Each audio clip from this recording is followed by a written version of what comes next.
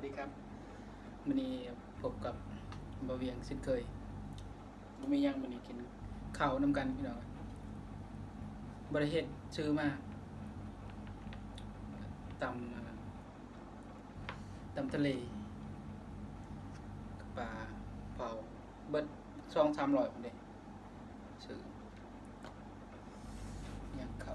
เอาว่าอยู่เทิงบ่มีบ่อนเอาไว้มันขาด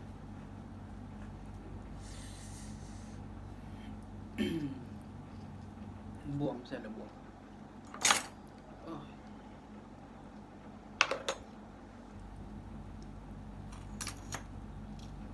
โอ้ปลานี่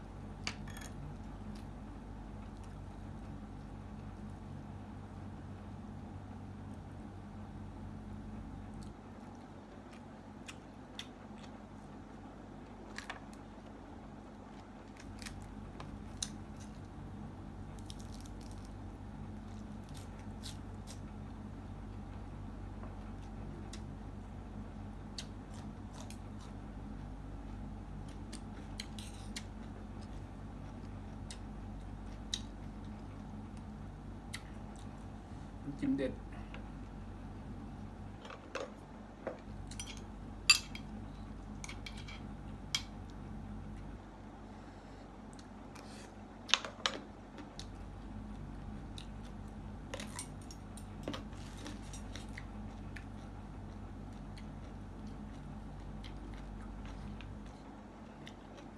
อืม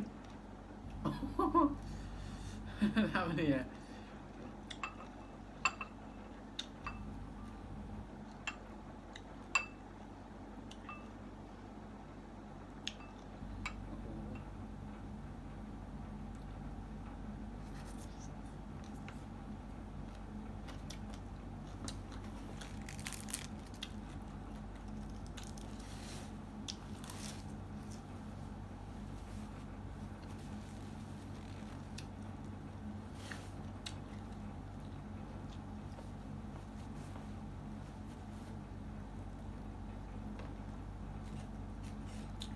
โอ้ปลานี่จังเลยว่ะ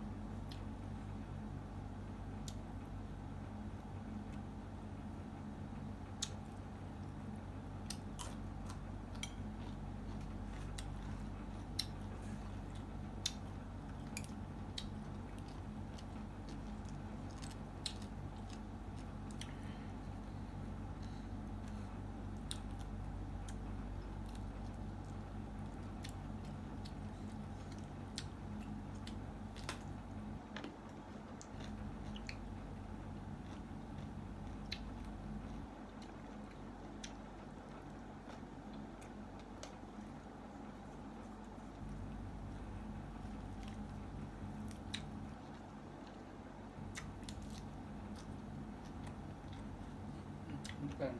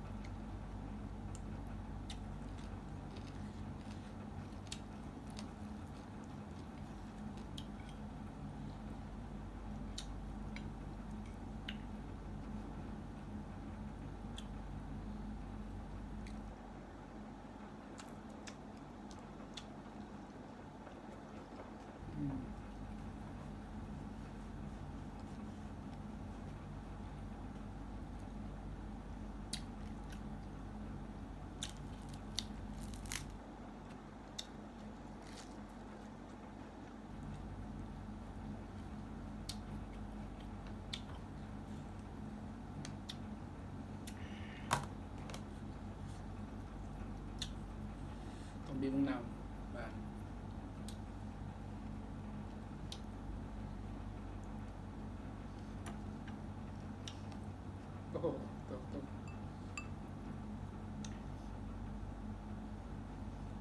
มันยังดิบนิดนึง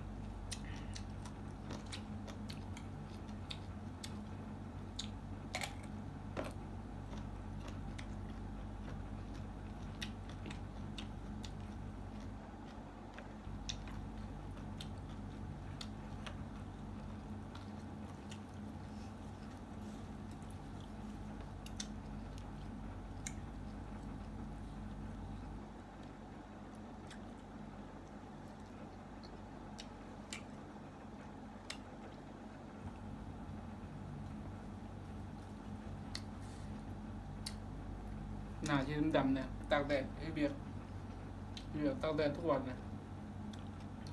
เป็นการอยู่ใส่แมสก็คือขาวดำ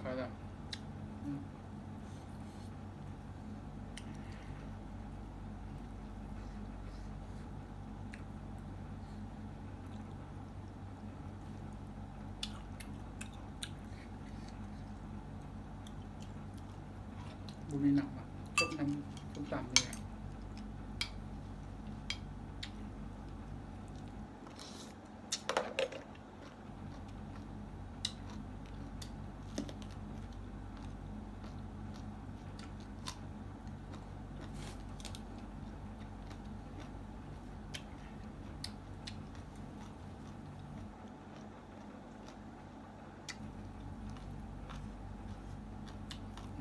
ปลาตัวใหญ่กินเบิดอยู่บ่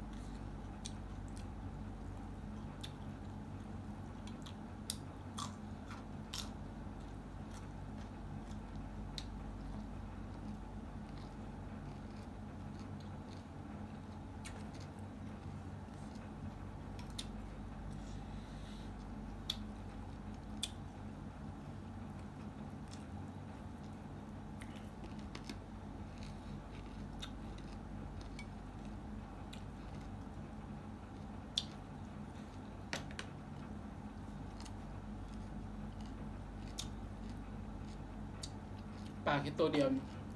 300คนมันขายไม่เดียวจุดอื่นดีกว่าซื้อปลา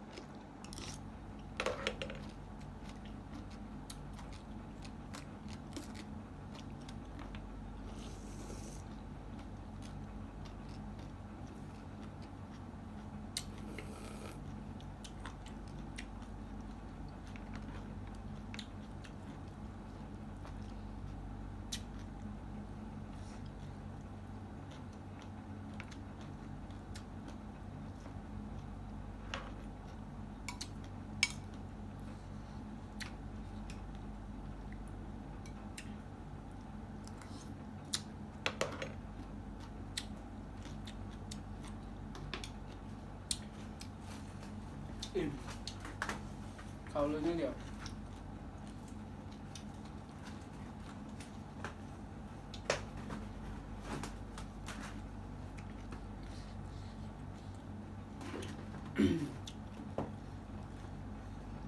นี่กินบ่ได้ชิ้นดิบๆเนี่ยจิบเถอะคลิปนี้กับเท่านี้เนาะพี่น้องเอ้ยอิ่มเลย ขอบคุณนะครับและที่กดไลค์กดติดตามฝากเป็นกำลังใจในเด้อสวัสดีครับ